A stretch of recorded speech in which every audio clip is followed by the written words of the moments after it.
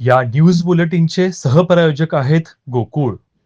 वाठार bus stand ते पारगाव एसटीतून प्रवास करणाऱ्या पारगाव इथल्या हेमा प्रशांत देशमुख या प्रवासी महिलेचे रोख 10,000 रुपये आणि 8,000 रुपये किमतीचे चांदीचे पैंजण असलेली पिशवी अज्ञात चोरट्यांनी लंपास केली.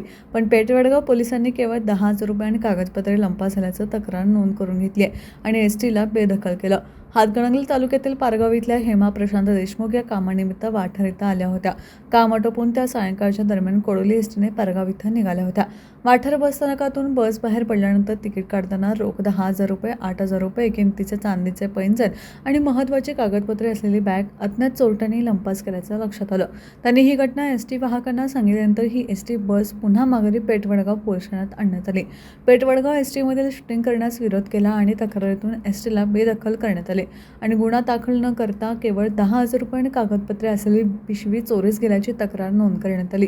पोलिसांच्या या भूमिकेमुळे त्यांच्या कार्यकर्तृत्वावर संशय व्यक्त होत आहे. माझं 10,000 रुपये माझे गेल्यात आणि त्यात पोरगीचं पंजन पण होतं. माझं पोरगीचं 8,000चं पंजन होतं, 10,000 रुपये आणि हे डॉक्युमेंट सगळे आधार कार्ड, आमचे फोटो, मुलग्याचे माझे फोटो बिटो सगळं त्यातच होतं आणि पर्स माझी मोठी गेल्या.